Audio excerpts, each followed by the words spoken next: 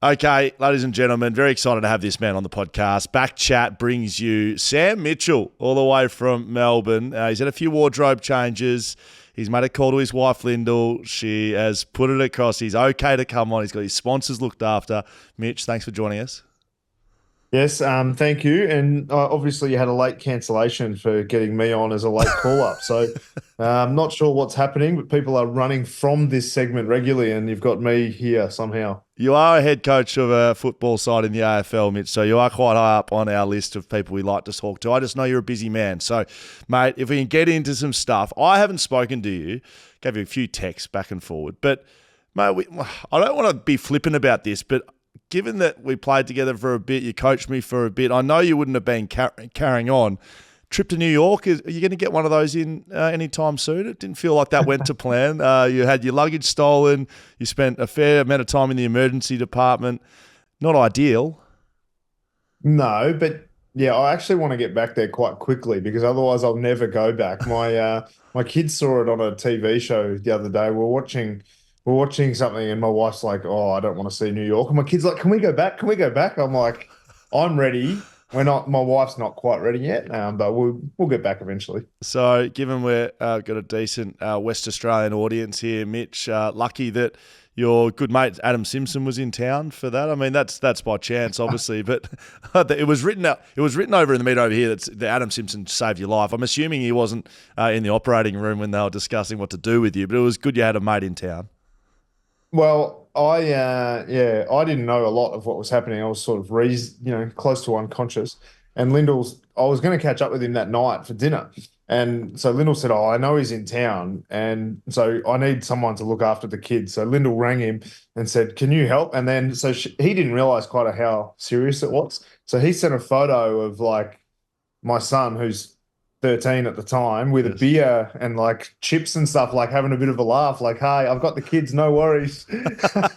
So we had a bit of and in hindsight, very funny. It's a great photo, but at the time, it sort of went over the head. But later on, we had a good chuckle about it. But I was very pleased he was there. It's good that you can laugh about it now. And as much as I like taking the piss out of you because we're good mates, it is good to see you here, mate. And I know you wouldn't have been carrying on. It would have taken a fair bit to get you into hospital, I think. Now, let's talk footy. Been a good block of competitive footy for Hawthorn. 3 of the last 4 wins. You must be happy looking at the last month of footy. Oh, yeah, yes and no. I mean, coaches always want utopia, don't they? The loss we had was a really, really bad one, and at the time it seemed even worse because we lost by 70 points. It was to Sydney, who since then have just continued on. And every time I watch them, I feel a little bit better about that loss because they're obviously going very, very well this year. So, but they were just far too good for us. And I actually said in my press conference, which might have been an error, but I said, "Oh, I thought we actually tried hard today. Like, it wasn't a lack of effort. They were just too sharp." And I think they just were a bit more talented, and their work ethic was phenomenal for a side as good as they are. And but the other 3 games, we've been able to find a way to make progress, and we handled the scoreboard much better in the last 2 weeks, which has got us wins. I just having a look across your team, and I will come back to this. The teams that are getting put out and how much time you're spending on what actually goes out to the public. And just remember that, I'll come back. But you're missing your entire spine right now, Hawthorn. Like, there's no Sicily on the weekend. Blank did his ACL in the pre-season effectively. Mitch Lewis was out in the weekend, and Mubby or Chol. You don't have a spine. So to be competing and winning games of footy, I don't think it's any mean feat. Yeah, I'm really pleased with. You still put out the same amount of players, right? So, and they're all learning the same system. There are some players like, Kel Shadir is a fantastic story. I'm not sure how much we've seen over it in WA, but his father passed away. He's a Norm Smith medalist, and we drafted him as a father-son, but quite late in the draft last year. And really, you draft those guys, and you would have known. You'll be thinking of a few when you draft them, and you say, "Oh, he's a project. We'll see him in a couple of years and see if he's made progress." Yeah. We drafted him, and that's probably what we thought. And then before you know it, he's actually kicking some goals in the VFL. He's taking some marks, and you're thinking, "Oh, this." And then the opportunity came up, and he didn't. When he got his first game, I thought there's a chance that he is just not anywhere near ready for this. But to his credit, and I think Jack Gunston has been enormous for him in guiding him along. But when you get those guys who can play a role for you, I mean, he's not Mitch Lewis at this point in his career, but the replacements we've had have been able to play their role and do their job, so that makes it a bit easier. Very good. I like it. So given some injuries to your list, I think, look, this isn't a Sam Mitchell-Hawthorn thing. I see this across the AFL every week. Yeah, I think you're getting a little bit creative with the team that goes to afl.com.au and in the paper on weekends. I saw Will Day listed at centre-half back. Who are you blokes bluffing? When I say you blokes, I don't mean Hawthorn's amateur. I mean head coaches, because you all do it. I've seen West Coast do it. I've seen Freo do it. Oh. Mate, Will Day centre-half back. And what do I see? The first bounce of the game, Will Day playing in the middle. Did something happen pre-game that you decided to take him out of the back line? You know, it's actually a gripe of mine too. My first year, they kept asking me, how do you want the team named? How do you want? And I said, I don't care how you want the team. And last year with the sub, you had to have this, the sub had to come from the bench, but this year it doesn't have to. And I said, can you just send in the team in number order? So just number 1 in the back pocket, number 2 at fullback, number 3 in the back pocket, number 4 at halfback flank, etc. And they said, I think we'll get a please explain for that. But really, no one looks at that team. I get a text message from a fan or someone who I know probably once a fortnight saying, why on earth is Hardwick forward or back, or why on earth is Will Day centre half back? There's something like that, and you just let it go to the keeper, and by the time the game starts, we work it out. Okay, very good. Thank you, Sam. John Cavara, he's the person you want to hunt down. He's the one who puts the team in. Okay, I don't think it's a Hawthorn issue, so I'm not trying to cause drama here, but I always have a bit of chuckle myself. Now, I did text you on the weekend. Anthony Albanese, Prime Minister of Australia, in your team song. Brilliant. How good's that? That's not what you text me.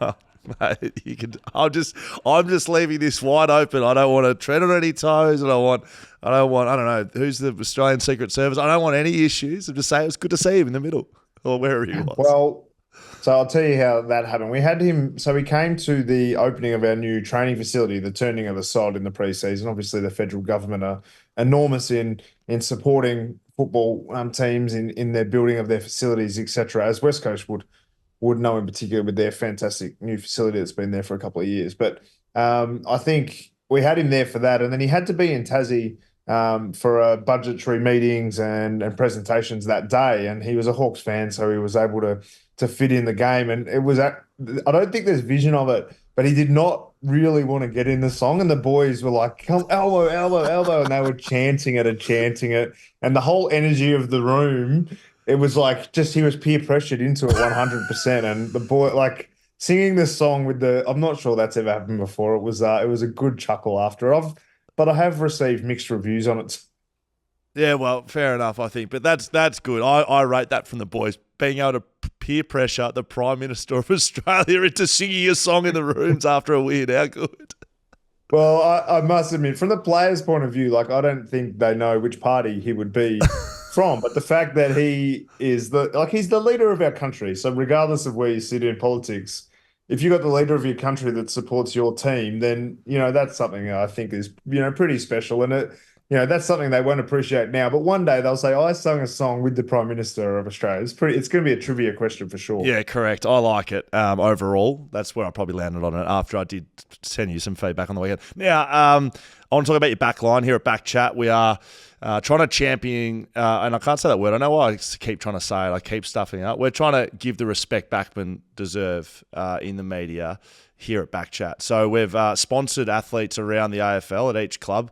Jack Frost is our Hawthorn man. We like how he goes. Sam Frost, I hope you mean. If you're going to support our players, can you get their names right? I'm not sure why I said Jack Frost. I'm a bit rattled because I tried to say that's his brother. Championing. So I still can't say it. Thank you, Mitch. Champion. Yeah. Championing. Right, so Sam Frosty, we love the way he goes about it. He's a dour operator. He gets the ball. He runs straight at goals. Makes a few errors, but we like how he goes about it. I like how your backline has come together. I know there's a couple of players missing, but I feel like if you look at it as a collective, It's doing some pretty good things. They look like they defend well, which I know is very important in the back line, but they're able to move the footy well with an Impey and an Amon, and guys that are sort of able to do a role. How have you seen them playing over, especially a few wins over the last month? Bit of a work in progress, if I'm honest, around the back line. We suspected. I mean, Carl Amon's a really interesting one. He's been a near All-Australian winger type, but we love his kicking, and we love what he can do to set the field up, and his running power is excellent. So being able to use him as that highest defender was something we wanted to explore. And Blake Hardwick, moving him, our most consistent performer for 6 or 7 years, probably, moving him away from there, we knew there were some risks associated. And, it's been a bit of a challenge, especially in the early part of the year. But Seamus Mitchell coming back into the side has helped us. I think Jack Scrimshaw's form has been nice and consistent. It's the most consistent, block of footy that he's played through his career. So when those two guys have come back into the side and been able to play well, and then Frosty, he's had his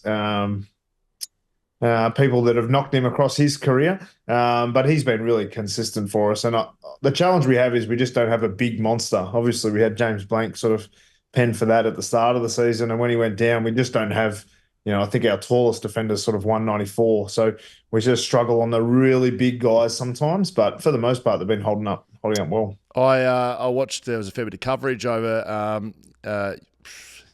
Some feedback you gave to some players at the MCG a few weeks back, which I watched on with a nice smile on my face, to be honest. Bring your mouth guards was a quote that was used after it. Again, I had a bit of a smile with that. I saw Lee Matthews comment, who's one of the great coaches of all time and players. And he said, as a head coach, you got to remember that not only are you speaking to the fans and the media when you speak in press conferences and doing stuff like this, but you're actually speaking to players. Can you reflect on that statement? Does that resonate with you? Yeah, it's one of the things you're not perhaps as prepared for as a head coach. But every time you speak, I remember very early on, I did it might have been actually with you, but I sort of said something that was one of those little, podcasts or press conference things that you think will just go through the key, but no one will ever remember that you said that. And then it got brought up 6 months later, and it's like, oh, when you're the head coach, people actually listen and they remember what you say. And if they ever can use it against you, it stays in the ether, right? So I think with every presentation that you do, someone's listening, and whether that's parents of players, whether it's fans, whether it's opposition fans, opposition coaches, someone's always listening. So you need to make sure that you are saying things that if any of those people hear it, that you're okay with that. So you've got to be nice and consistent in your discussions and what you say, because you'll get caught out if you're telling something to someone and something else to a different group. I've saved the best till last. I know you've got a busy schedule, so we do appreciate your time here on BackChat, but I wanted to finish off on the most important topic, which is Tottenham in the last round of the EPL need to beat Man City for Arsenal to win the title. And I know you have a very strong relationship with Ange Postecoglou. We've seen you gallivanting around at training, and you're getting in the rooms, and you're on leadership trips to go and hang out with Ange. Can we get a win over the line from your Tottenham hot spoils? Because you're a big fan, and I'm a big Arsenal fan. We need them to win, Mitch.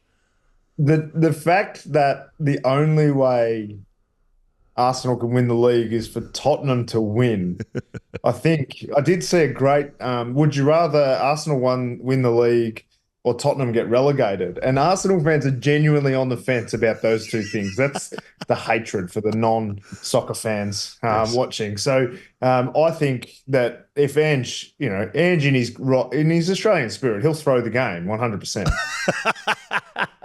There's no way he'll try to beat Man City to let Arsenal win. That's just not. It's un-Australian. You're such a Tottenham supporter. Like, literally, only a Tottenham supporter would say that. Look. I know you have. I'm saying it to you because I know it'll wind you right up. I know you have a connection. Can we just get at least a competitive effort? Can we at least get what you just said is going to happen? Can we not have that? Can we have a competitive effort? My honest desire, and I always, aim for the stars, is that we win, but then Arsenal because all the games, for those who don't follow the EPL like us, every game is played at exactly the same time. Yes. So if Tottenham end up beating Man City, but Arsenal lose, that'd be as good as winning the championship. Actually, that'd be as good as winning the league. So yeah, Tottenham win. Arsenal for, I don't know, a few minutes would have won the title, and then they lose. Yeah, that would be. And then they don't quite get there. They get pipped at the end. That'd be therapeutic, I think. Mate, it's been good to see you guys winning some games of footy. We're big Hawthorn fans here at the podcast. Mate, it's been good to see you alive and well as well. Thanks for joining us today, mate. And your hair looked great. Hopefully Lyndall's happy. Took a bit of work. Thanks, Scully. Enjoy the rest of your show, mate.